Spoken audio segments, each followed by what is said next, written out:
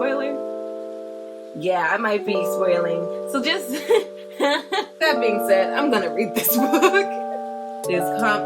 Oh, a bird just flew and scared the crap out of me.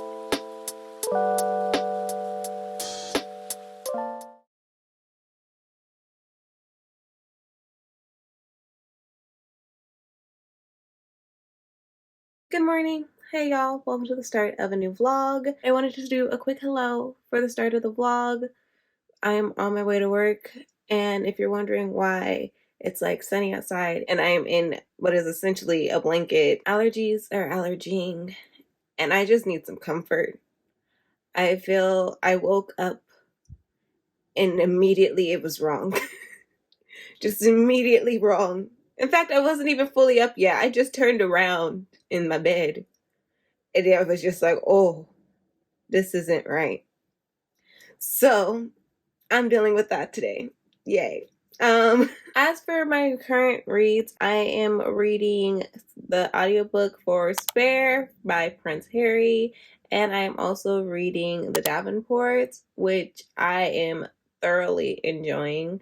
In fact, I stayed up a little too late last night reading as much of the book as I can.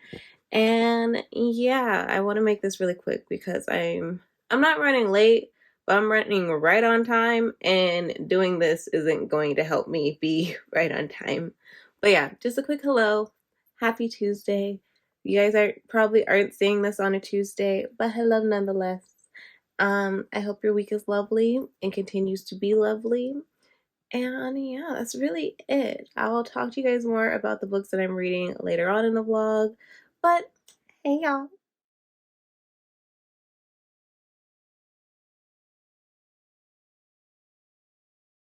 Kind of weird angle. Y'all are in a cabinet. Good morning, y'all. It is Thursday. Where the fuck is the time going? But anyways, I need to prepare what I'm taking to work today.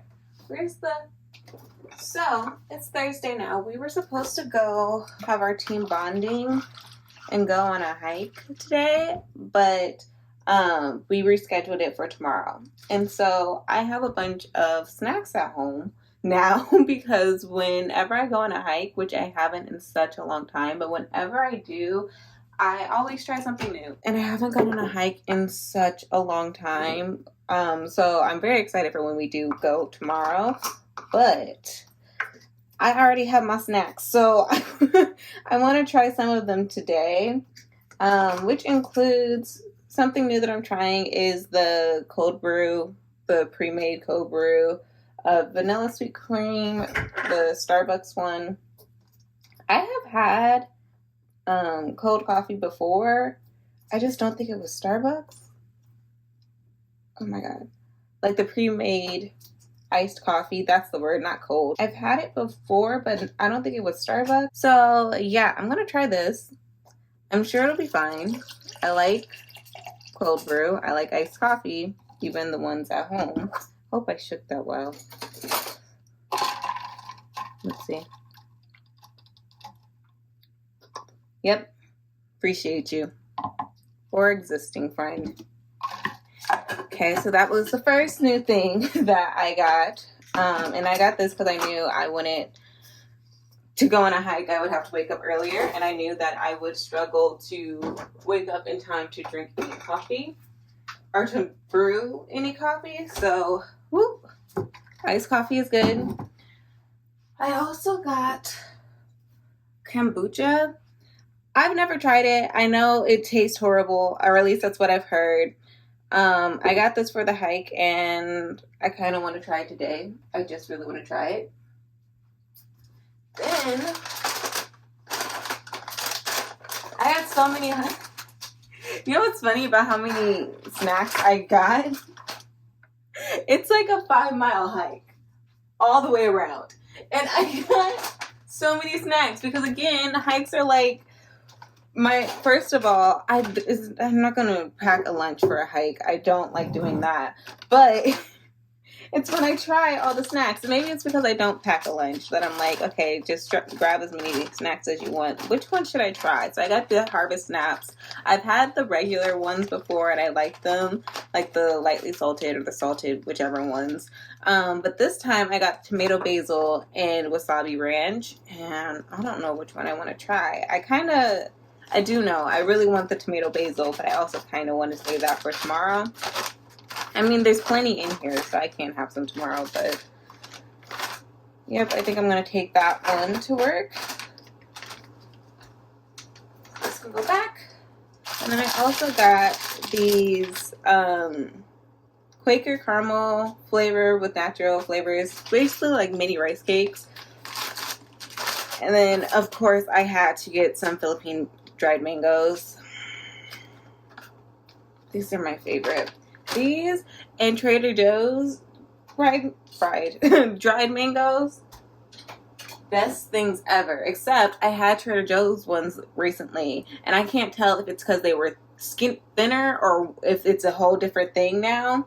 But go back, Trader Joe's, fix your mistake. I can't stand it. And then I also got protein bars. So I have the strawberries and cream from Protein One, and then I have cookies and cream from Quest, and I definitely did not mean to buy both.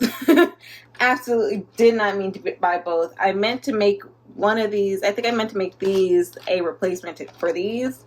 But I had put these in my cart first, and then I saw these, and I was like, oh, I really like strawberries cream. So I'll actually grab both of these. Grab one of both. And then, yeah. I think that's fine. I also don't eat much at work because honestly the time just flies so fast. And so yeah, that is basically what I'm going to be packing for the hike tomorrow. And you guys might get some clips from the hike. There's no pretty way to open this. Okay. You guys might get some clips from the hike tomorrow, but for now, this is just what I'm taking to work to snack on today. And then, honestly, it's treat yourself week. For me personally, I always treat myself. I feel like everyone does. I always try to treat myself a little bit on the weeks I get paid, and I got paid today. So I was going to just treat myself tomorrow because we were going on the hike today, and I had all these snacks. But I'm going to actually end up treating myself today for lunch and get, if Panera has it, I'm going to get the Goddess Caprese Melt, whatever that thing is called, that heavenly thing. It's their Goddess line, and they were not lying. It's so good. And last time I tried to order it or tried to go get it for pickup, they said they didn't have it. It was out of stock. And I know for a fact that that's definitely one of their seasonal things. And the season's not over. Spring is not over. And you can't tell me that does not fit within summer. I want this damn sandwich. Oh my God. But anyways, I will treat myself for lunch because I actually don't feel like packing a lunch. I mean, all of this kind of is a lunch. I just need something harder as well because I want to get my eating habits in order. That being said, I don't plan on eating all of this stuff. I will have plenty of this stuff left over for the hike tomorrow. But the only thing that I probably won't have for the hike tomorrow is the kombucha. And honestly, that's the only reason I got it is because I like to have my water and then like some type of flavored drink. And honestly, this might have been bad to take anyways. Like I'll usually take a tea or something. And I was like, well, this could be the flavored one. Again, I always try new things on hikes. So, I mean, why wouldn't I be able to take this on a hike? I don't know. But I really want to try it now. So, and I only bought one because I'm trying it. And this was going to be my flavored drink, but I'm just going to get something else.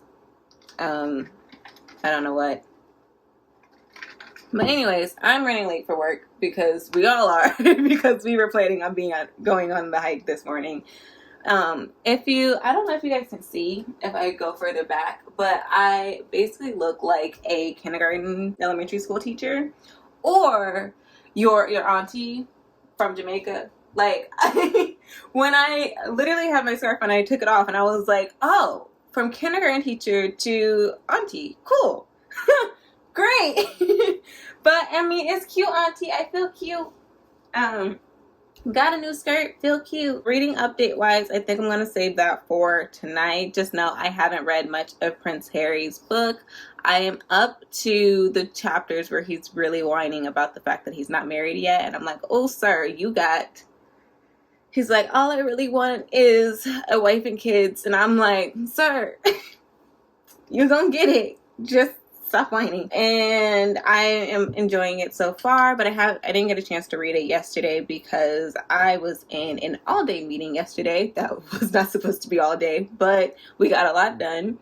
And as for the Davenports, that is why I want to wait for the reading update until later, because I'm pretty sure I'm going to finish it today. I am obsessed with this book. That being said, y'all are gonna get, by the time you see this, it's already been uploaded, but the reason this week's video is late, like it's later in the week, it's going to be uploaded tomorrow, hopefully, fingers crossed, is because I want to read. I'm trying to read this book. I'm obsessed with this book, and every time I put it down, I'm upset. So I'm going to finish editing the video today, and then I think I'll actually have time to finish the book, but if I don't, I'll just finish it tomorrow. Either way, I'll figure that out and update y'all on my thoughts on the book. Then just know I love it. I love it so much. Ruby is my favorite. Anyways, bye. I just wanted to do a quick update when it was daytime, even though the sun's on the other side of the house. So I still ended up having to use non-natural lighting. I tried. Can you acknowledge that I'm trying? Bye, guys.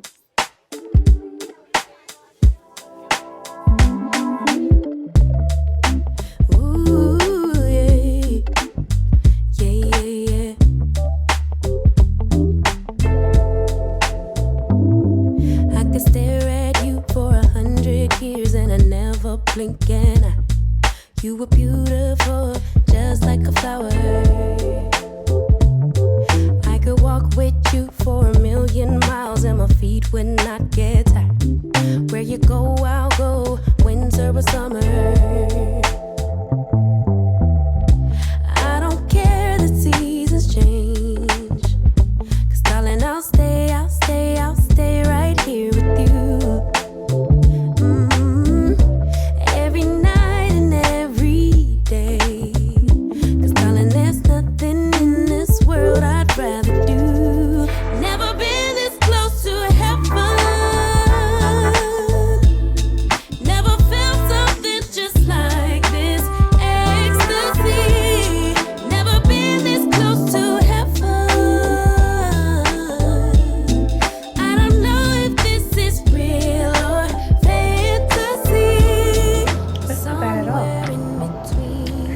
Vinegary, but not bad at all.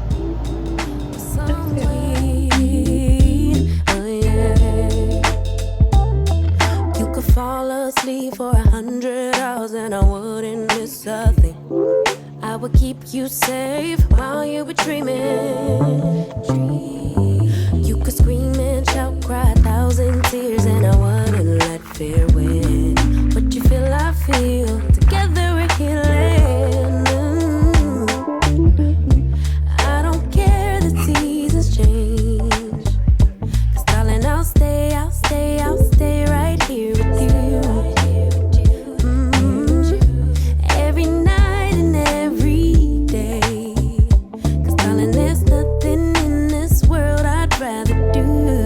Never been this close to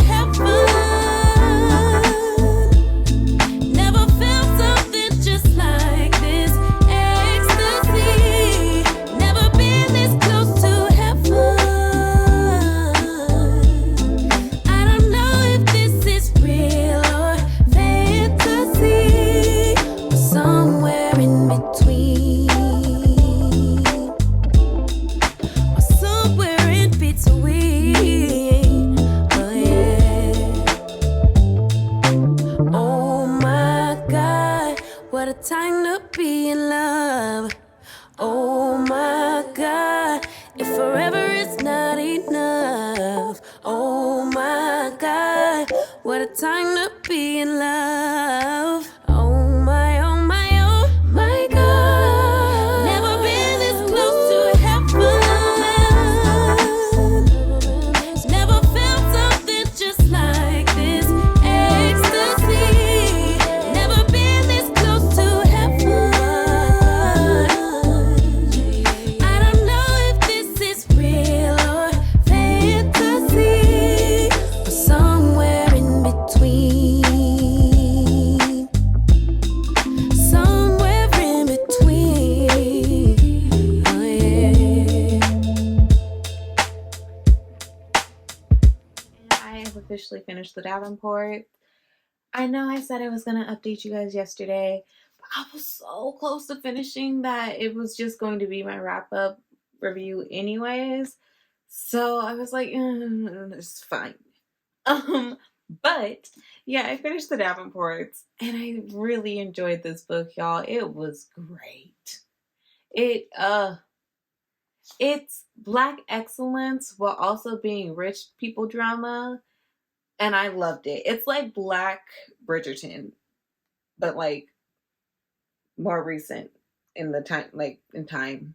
It's 1910, right? Yeah. So women can't vote, black folks struggling because of laws. It's political climate mess. But the book, I love her. I love her so much. That being said, there are some things that I didn't love all too much about the how is that called? Just like,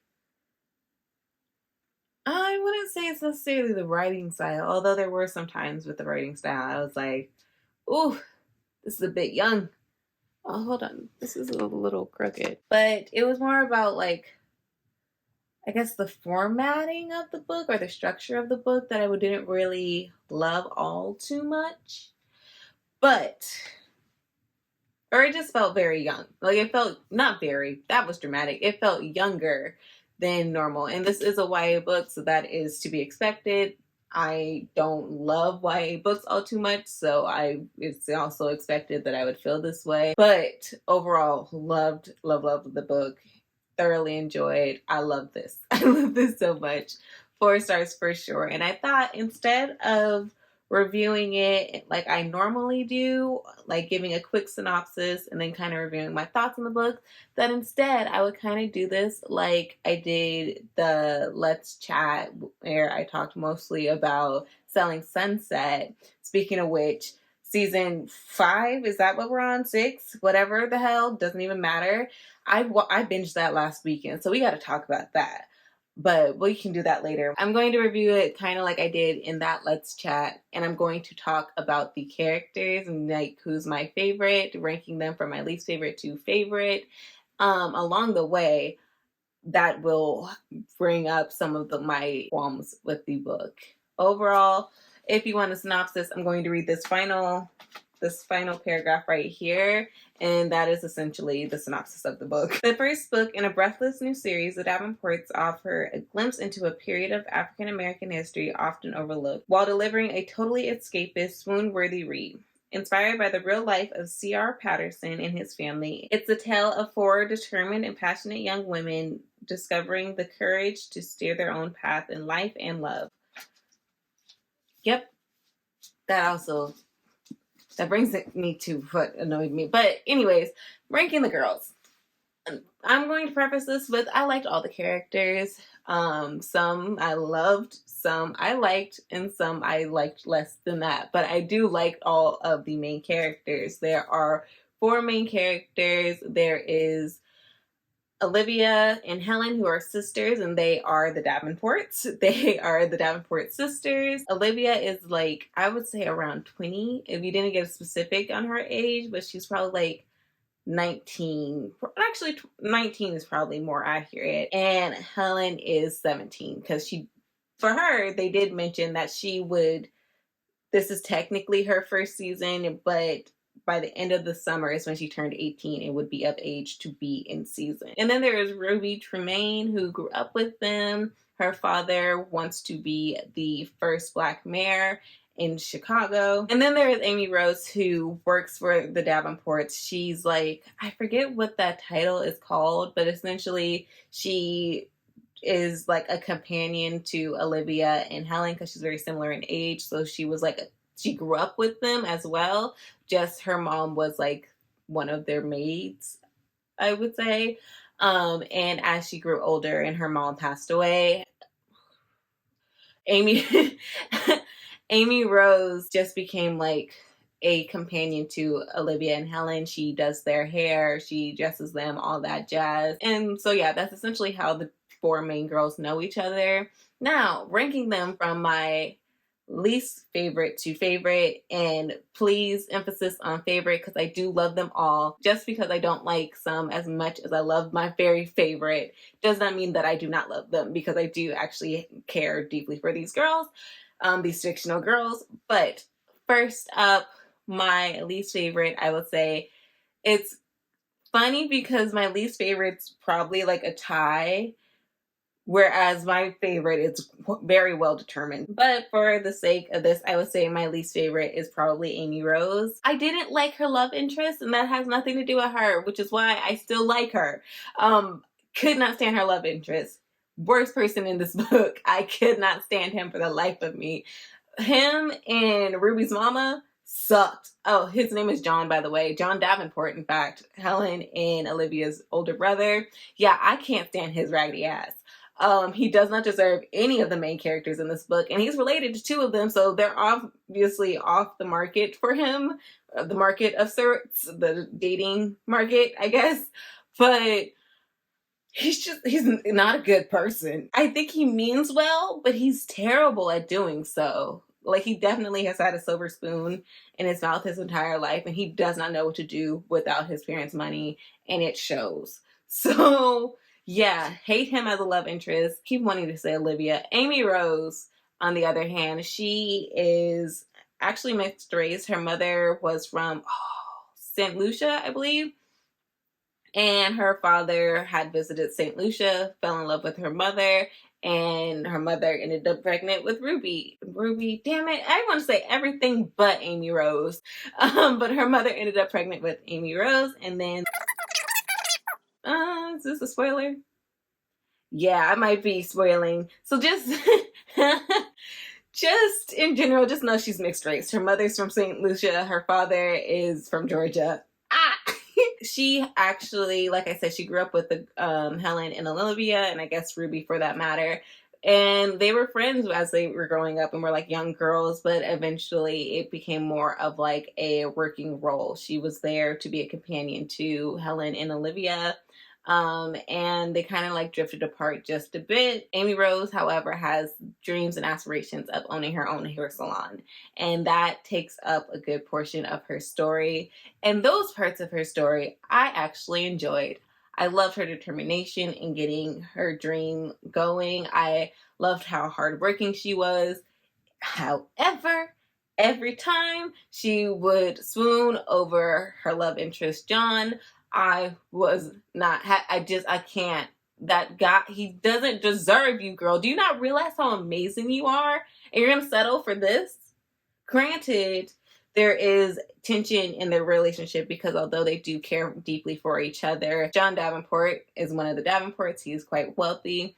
And Amy Rose is essentially a maid. So, you know, there's like a whole classism thing going on there. Also, it's 1910. So mixed race children and people aren't exactly viewed well because they're kind of considered not black or not white, and so they don't really have anywhere else to go and can be frowned upon. Also, again, 1910, I don't know how to phrase this one. There, for some people, because this also shows up for Ruby's love interest, but for some people, when they look at a mixed race child, they are scared that their conception wasn't consensual. Let's put it that way. If you don't understand from that, just I don't know what to tell you.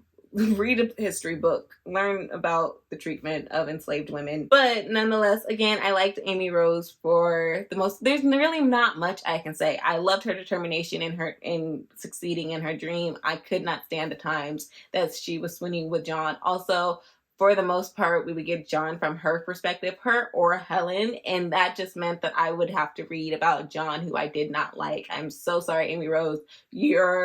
My love for you was definitely impacted by this man that you loved for some reason. You deserve so much better. Next up, Olivia. Now, Olivia is the oldest Davenport sister.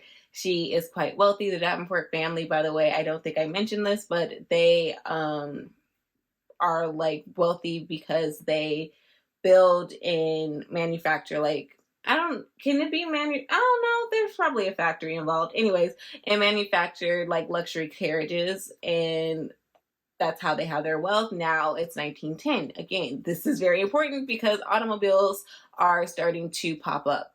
And really huge part of John's storyline, I really don't like him, y'all, but is just that he wants his family to start selling a fleet of automobiles, but his dad doesn't want to do that. He's like, we do carriages. We do luxury carriages, horse-drawn carriages.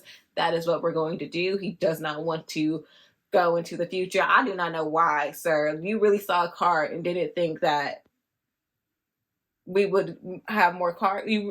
You saw a car and thought we were going to stick with horses. A car and thought we were going to keep picking up horse shit. Like, what?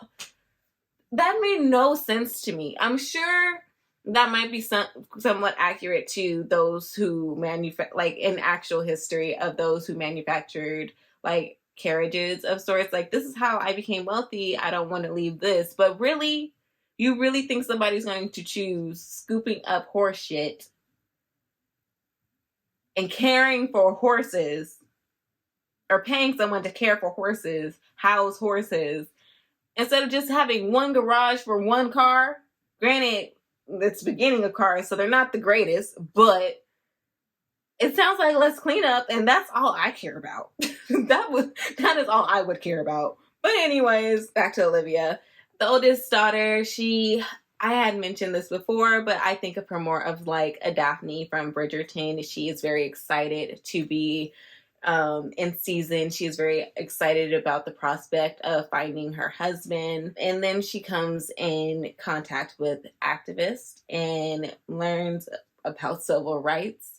And just her story evolves into this real activist moment, her really seeking to aid in the civil rights of folks that look like her but don't have the wealth that she has.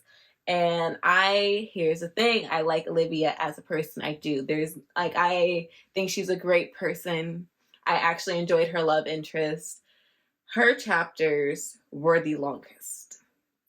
That is the problem. That is it. Like, my sister had mentioned this too, because as I mentioned, this was my sisters and I's book club pick for this month. Olivia is like the main character in this book, and I hope the next books are a little bit different, or like feature more so the other four main characters more prevalently, like they did this book for Olivia. I wanted this type of book for Ruby. I wanted this type of book for Helen. I wanted this type of book for Amy Rose, although I probably would not like that one, but hey, never mind, that's a spoiler. For Olivia's chapters, so these chapters are quite short, which I actually enjoy. Some short chapters make me feel like I'm actually doing something, make me feel like I'm actually progressing in the story, make me feel like I'm being productive, especially in a time like now when I'm not reading as much, let me feel like I'm being productive, like I'm actually reading. It felt great to finish the chapters as fast as I was finishing them, I won't lie. However, say like a Helen, Amy, or Ruby chapter, like each of those chapters would be like 6 pages. Olivia's chapters would be 10, 12. I was like, and the way I count pages is like, I'll just go through them and count how many times I would have to flip the page until the next chapter. So for the other characters, it'd be 1, 2, 3, done. For Olivia, it's 1, 2, 3, 4, 5, 6. Like, And as my sister had mentioned, all the other girls, they had the tea, okay? Drama was all up and through their storyline. She did not have that. Where is the tea? I want the tea and gossip. Oh. And so I didn't like it. I didn't. Yeah, that's really it. That's the only reason that she's not my favorite is because she didn't have very much like gossip. Like everybody else, gossip failed. They had all the tea. They were going through all the turmoil. Her story was pretty bland in comparison to literally everyone else. Amy Rose and John had more going on with their relationship. Helen and Mr. Lawrence, who technically should have been some kind of turmoil within Olivia's story because he actually was supposed to be the man that she was expected to marry during the season. You would think that would show some type of turmoil, some type of something in her story. No, it was pretty solid. It was a pretty steady story. Just doot, like maybe it's going up, maybe just doot, and then like down a little bit, but it's fine. Like her problems weren't problems. And so yeah. Sorry, Olivia, you're just not my favorite. And next up is actually Helen Davenport. She is my second favorite. I really like Helen. She is my type of girl. She is a woman in 1910, and so she does not have very much rights. She is expected to care for a household, to stay clean and care about gossip and all that. And honestly, she cares about her family's business. She loves to repair cars, and her family is not happy about that. Well, her parents, in particular her dad, who is very old-fashioned, is not excited that one of his daughters like is like in a garage working on cars. It makes him very angry. Her mom actually really hates it too. If any parent in this book was angry, it was the mamas. They needed to get them them spiked tea, okay? But get them some business, something. My lord, these mamas annoyed me. Helen's parents aren't very happy with the way she likes to spend her time. Her interests are what are considered more like manly interests. She really wants to help the family business and she wants to be a part of the family business. And that is just not acceptable in this time and not acceptable in her family. She is kind of just tossed aside in a sense of like what she actually loves, her parents will not accept. And so they kind of just toss her to the side. And I loved Helen. I did. I like that type of personality. I think I mentioned before, she reminds me more of like an Eloise from Bridgerton, but I loved her personality. I loved how determined she was. Her and Mr. Lawrence, just adorable and funny. By the way, Olivia's love interest was Washington Dwight. He's an activist, a famous activist at this time. Anyways, back to Helen. Helen's love interest was Mr. Lawrence, who was supposed to be the bachelor that Olivia was set to marry at the end of the season. But I mean, him and Helen met and sparks flew. Oh my god, it's like working in don't sparks actually fly sometimes when working on a car? I don't know. But I really liked her talks with him. I liked her talks with her brother and just any conversation she had with anyone. She is a very sweet, compassionate, like well-rounded young woman. And literally her flaw is that she would rather repair a car than plan a party. That's not a flaw. She is honestly a really great character. I thoroughly enjoyed Helen. Next up, my favorite character in this book, Ruby. Oh my god, Ruby, I love you. Oh my god. Ruby, like I said, is Olivia's friend. She grew up with Olivia, Helen, and I guess to some extent Amy Rose because she was there too. Although they don't, Ruby and Amy Rose aren't really close. Like I assume they grew up together because they were both there. However, I don't think that they were ever like friends. So there wasn't really any way for them to like disconnect in their friendship because I don't think they actually had a real one. Ruby starts out really trying to get married to John Davenport. That is her parents' plan for her. That is what her mother is pushing on her. And that is everything but what I want for her. Ruby deserved better than that raggedy mother. No, Cassie. I've already done that. So, like, you can't do it again. I cannot stand John. And I like, he can't. Like, he can't. I already mentioned he was somebody else's love interest. I was so happy. Like, at the beginning, I was like, I'm scared that there's going to be a love triangle. And I was scared because I liked both girls and I didn't want either of them to have their heart broken. But at the time it came, I was like, cool, Ruby, go find you somebody else, baby. And oh, did she? Her love interest actually ended up being Harrison. Oh, what was his last name? Barton. Her love interest actually ended up being Harrison Barton, and he is a mixed race something or another. It deals with money. I think he works in a bank. I think investor, something like that. I don't really know. I just know he found his way into, like, didn't find his way into money. Like, he worked to gain his wealth, and he's wealthy.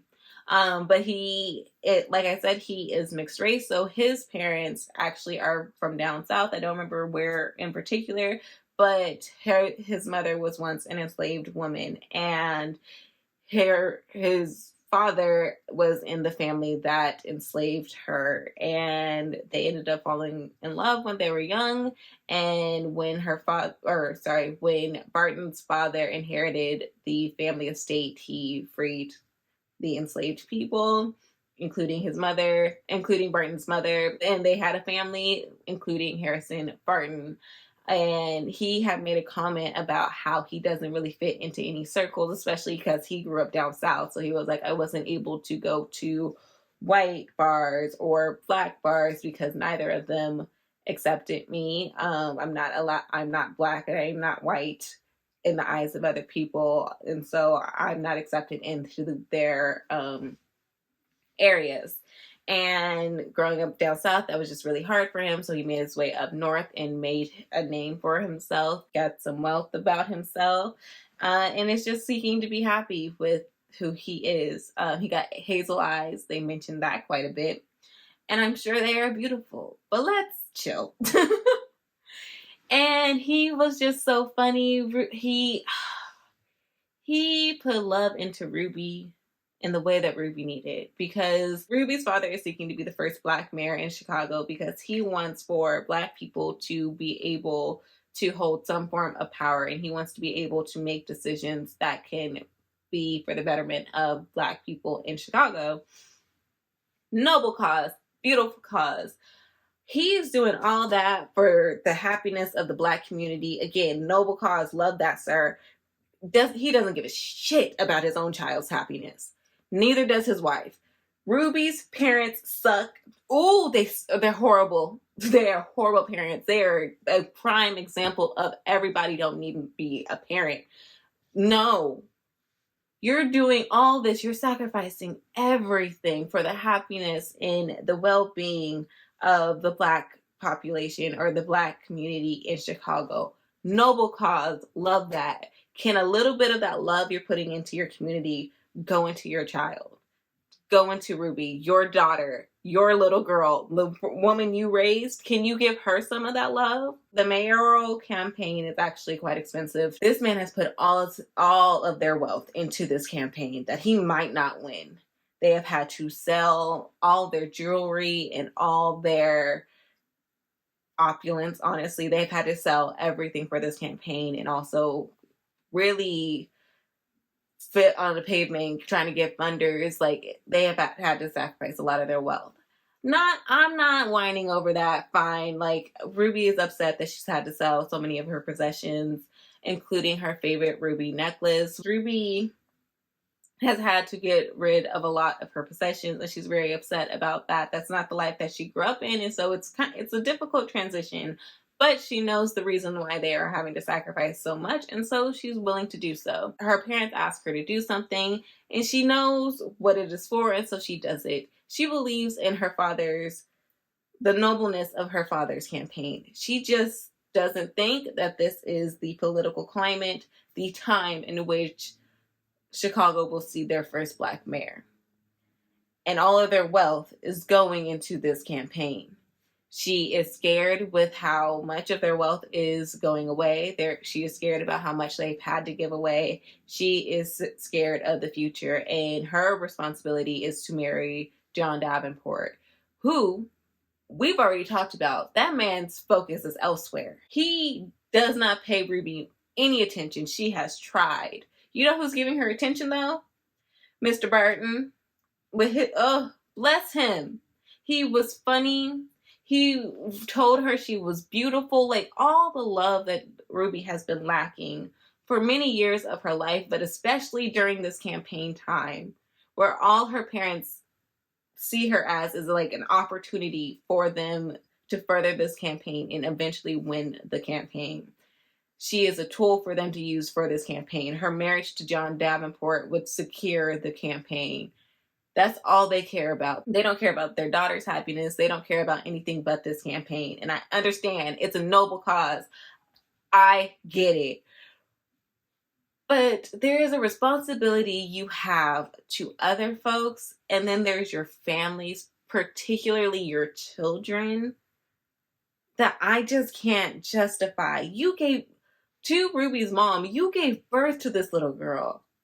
To both her parents, you raised this little girl who is now a young woman. And you're just like, your happiness doesn't matter to me at all. You will sacrifice. She is the child, not a child, but she is your child. You are supposed to make sacrifices for her. She is not supposed to make sacrifices for you. Like that shouldn't be the way things go. She is young. There's no reason that this young woman should have to make sacrifices for her parents' happiness. When the hell was that ever in like what rule book is that in? When was that ever the way things were supposed to go? That they got that all types of reverse. They reverse that shit because that is not how that's supposed to go. Ooh. And so we would get Ruby's point. I sound like I'm about to start crying. We would get I'm not. We would get Ruby's perspective and you would see how much she's having to sacrifice and the doubt that she's feeling. And then you would see somebody like Mr. Burton really care for her and love and put love into her. And you're just like, oh, fuzzy feelings. I love this.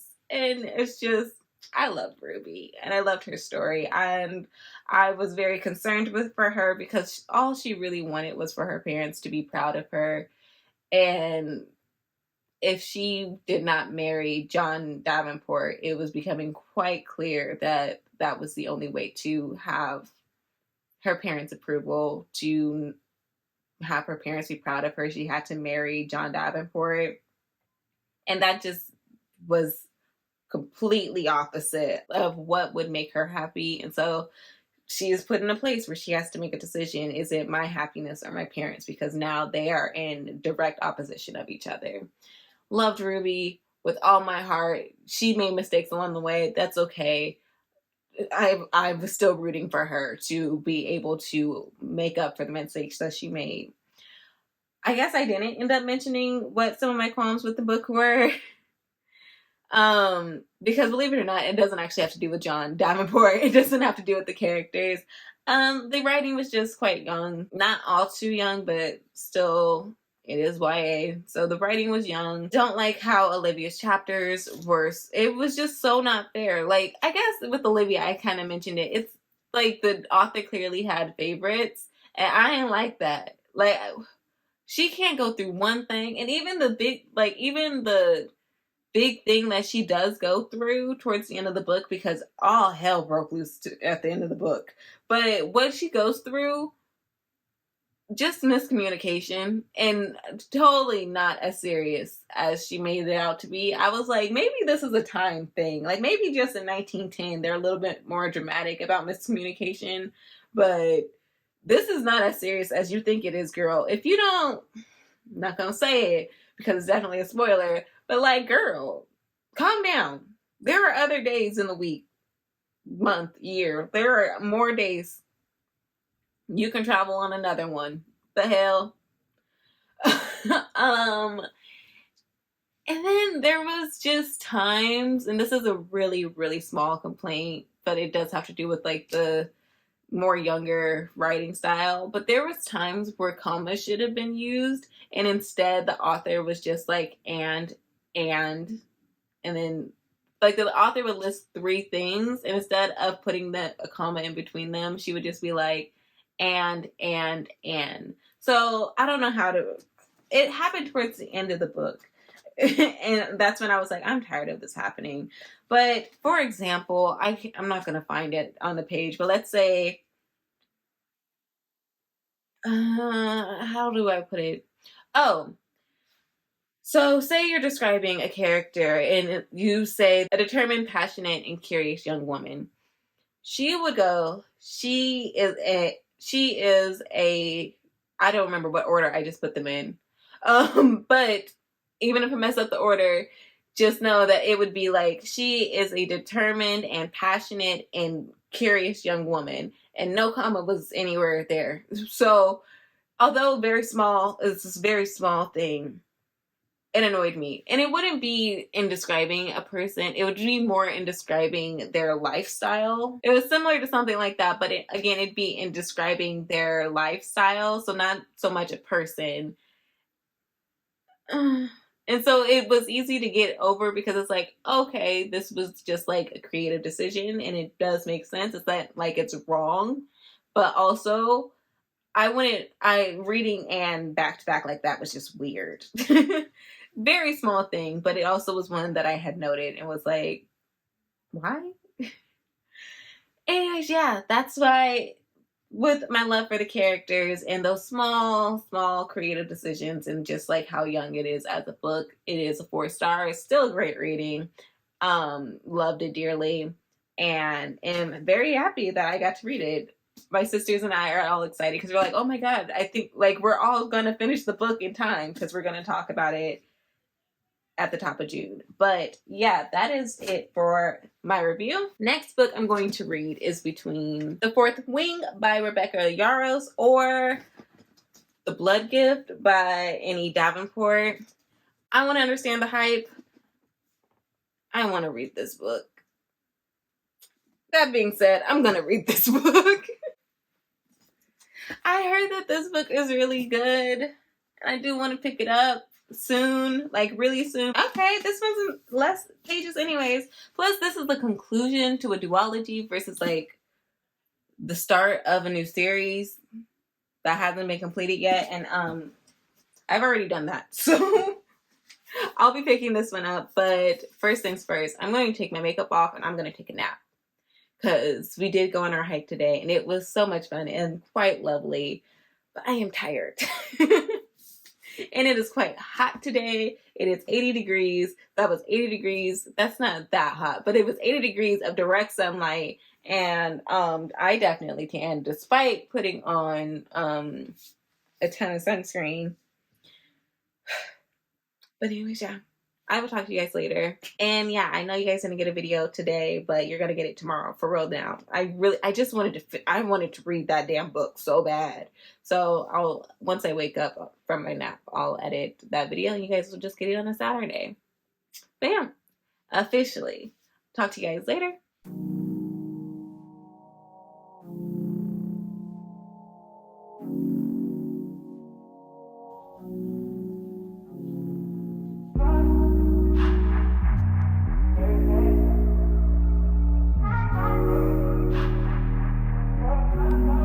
Oh my gosh, y'all, I'm so popular. Yet another author has dedicated a book to me.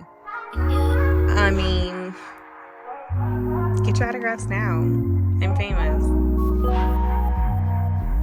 Ow. I just freaking bit my lip. And it hurts, like really bad. Like it's a really bad sting. Why every time I'm about to eat good, bite my lip? Oh, it's gonna be so painful. Okay. Put me in a really bad mood. But okay, hello. I have done some cleaning. I'm gonna take a break, even though I need to get to my room because once you do laundry, you wash it, you put it in the dryer, then you need to fold it. And that folding part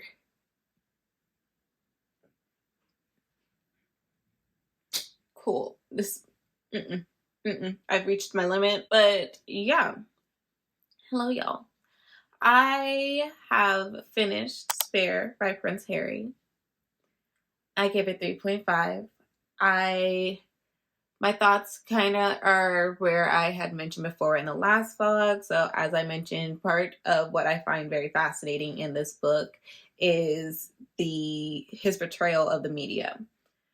And when I say his portrayal, it's his memoir, so of course everything is his portrayal of the events. Like, duh. And I'm not saying that he is wrong in his portrayal of the media. I'm not saying he is right. It is just what it is. And I think if you take into account that this is his own experience when it comes to the media and how they harassed his mother, his wife, and himself, in that case, it's factual. If that is his experience with the media, if that is how he interprets his experience with the media, then that is factual. Also, we know how paparazzi work, right? Like, yeah, I'm sure they annoy the crap out of many famous people. Like, duh. I just find his portrayal of the media quite interesting because they are a very clear villain in his story. The only people you would think are the villains in his story, because they're absolutely not, they're just in opposition to his goals in life and in opposition to his own story, and that would be his father and brother.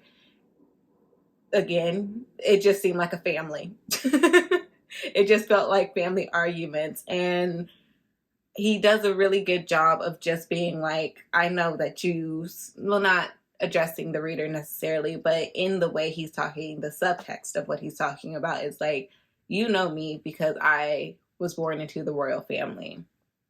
You know my family because they are the royal family.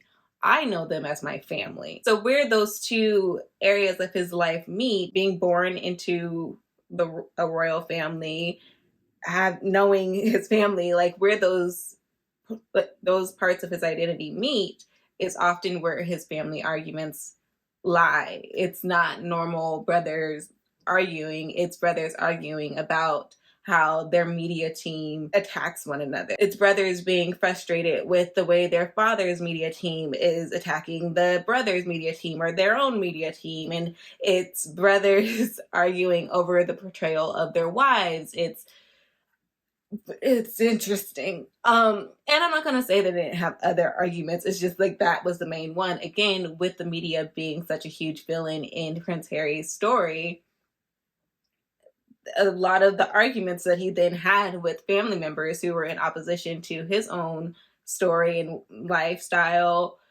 had to do with the media's portrayal, or at least on their end, as he puts it. It's them being like, but the media will do this. And he's like, I don't give a crap. I am the spare. I am the spare. I don't care. Like, I'm not, you done had all these babies. I am like sixth in line for the crown. It ain't happening. Okay. And I am completely fine with that.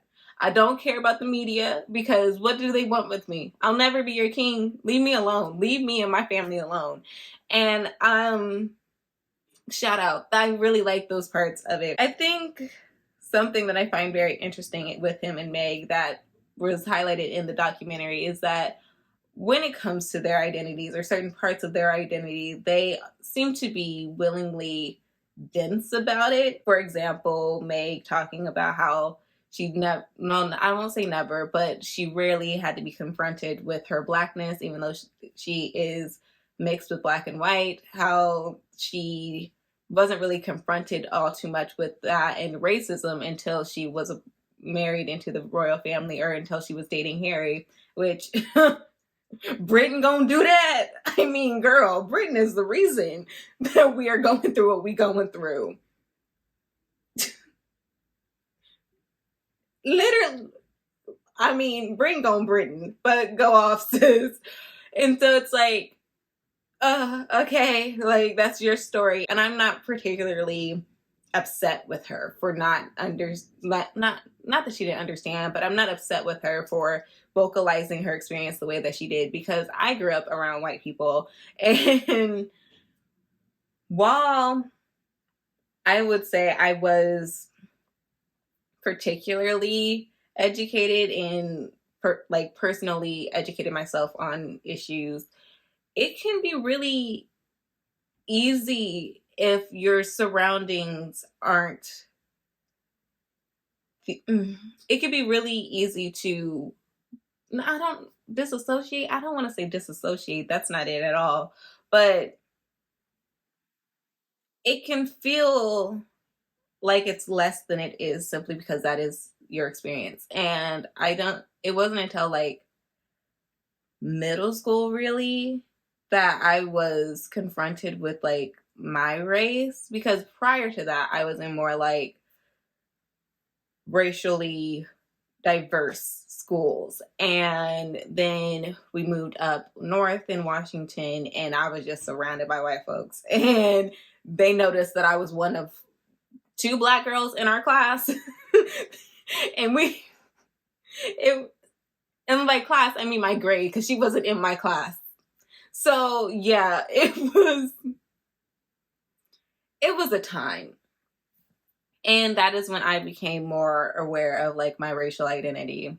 And in response, I just was like, I will hide myself. I'm going to try to revert into the background as much as possible. And then it was like later high school where I was like, F that. Like, why? And of course, as I live life, it's more and more. I, of course, am proud of my identity. I am not mixed. I got two black ass parents, love them dearly.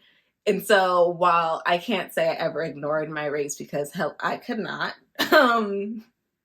My parents have always been around me, and I've always known that I am like, it's not that she didn't know she was black. It's just that she was never really confronted in her earlier years of like how people can react to your blackness in a negative light, how they can exploit it and harm you because of something that you cannot control. She didn't experience that until later in life.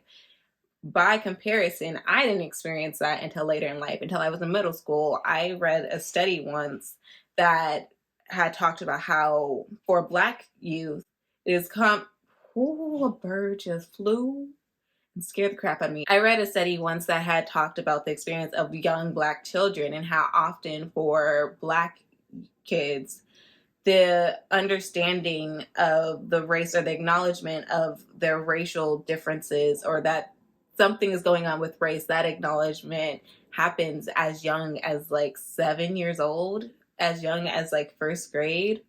And so when I thought about that, and when I read that, I had thought about like, oh, I didn't have that at 7. I was in a more, like I said, racially diverse school. It didn't cross my mind until we moved up north and I was 12, where I was like, oh, something's going on here. And it has to do with my race. Weird. And then had to like educate myself, learn more, really figure out how I wanted to navigate my racial identity in a space where I am more clearly a minority. Really weird. Very odd thing to do. And at 12 too, literally, I went through this during middle school. Oh, the worst time. That is the worst. Your hormones are just, middle school sucks. But for Meg, again, it happened later in life. And so I can understand that, and I don't feel any way towards her about that, although I know a lot of people feel very uncomfortable about that. And it's like, everyone's story isn't the same. Now, I don't know how I ended up on this tangent about Megan when I'm talking about her husband's book, but I do know. His example of where he kind of chose to be dense until he had no choice but to acknowledge it and fight it had to do with the media. He can say all he wants at the beginning of the book and at the beginning of his life that he didn't care about being the spare, that it was easier for him than it was for his brother, that everything was like, it didn't matter to him. It matters. Your brother cared deeply about the fact that he was the something in the spare, the air in the spare. Your brother had to care deeply about that because he is the heir. He had to act a certain way because he will be the future king. Your brother has to care deeply that he is the heir and you are the spare, because he will be the future king one day. You should care that you are the spare because the media is able to attack you the way they are because you have no protection from your family. You should care that you're being, like, you should care that you're the spare, because no one should feel as though they're the spare. Like, we're not tires. What the fuck is a spare human? That just annoys me. Like, it hurts my heart to hear that. Like, ugh. But again, he was like, I don't care. And it's caused annoyances in his life because, again, his brother did have to care about that stuff because he is the future king. I do feel like there was probably a lot of burden that created in William, is that his name? Yeah, that created in William's life. So I am compassionate towards that, slightly, whatever. Can't be that y'all rich. Anyways, so I am compassionate to William in that, like, it couldn't, that's a lot of pressure to put on somebody from birth.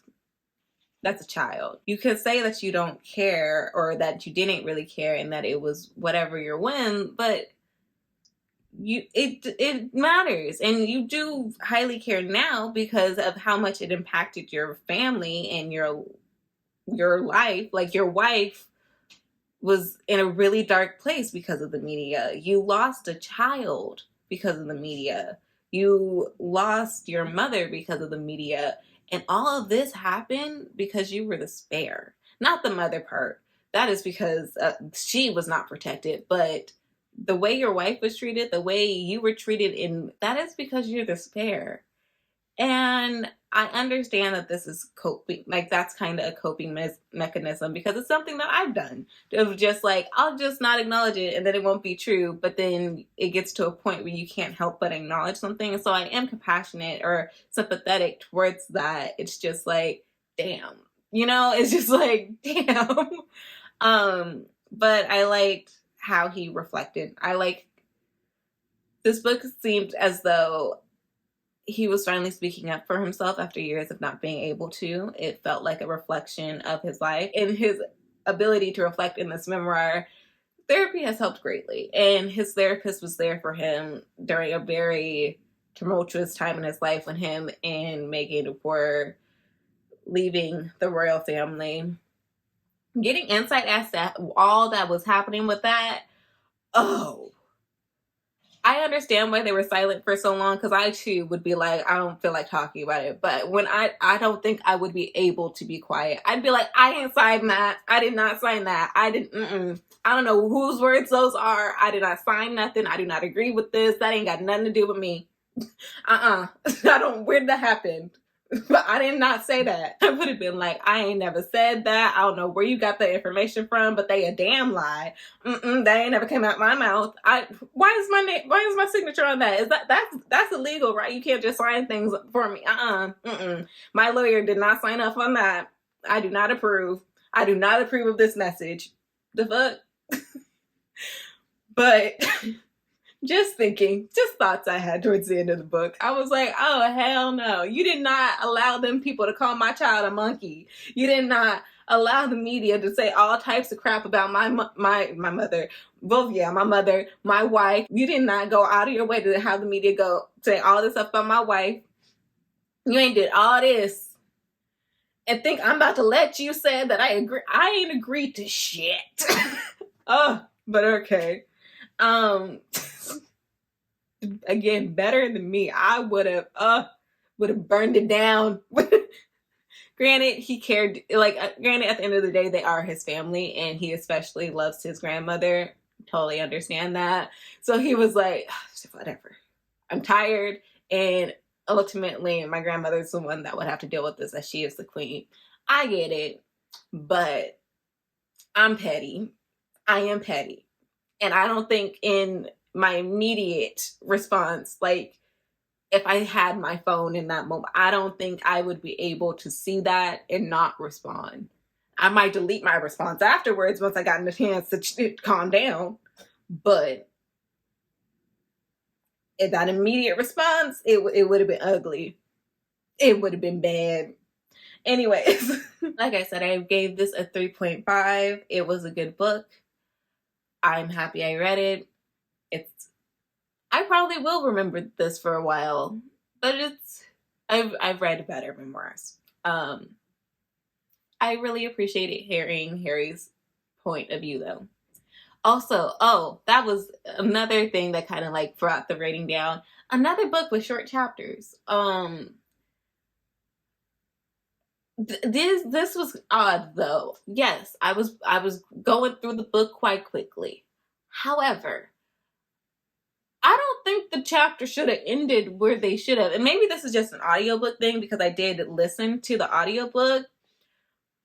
But the chapter would end and then the next chapter would take place like seconds after the chapter had ended. And so why not just have a chapter that encompassed the entire event and just have breaks in between?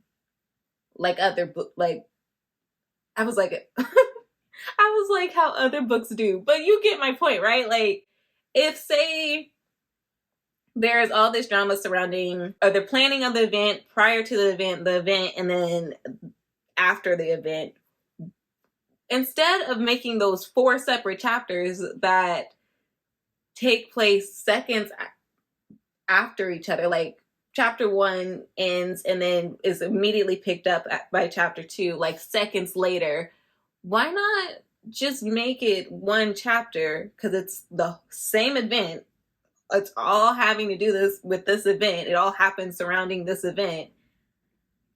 Just make it one chapter instead of 4 and do the little page breaks.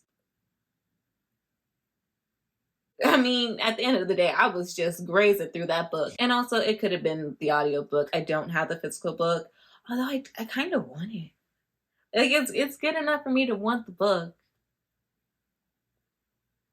But yeah, it's just good. Like, it's a good book. I do believe that this is the end of this vlog this Sunday.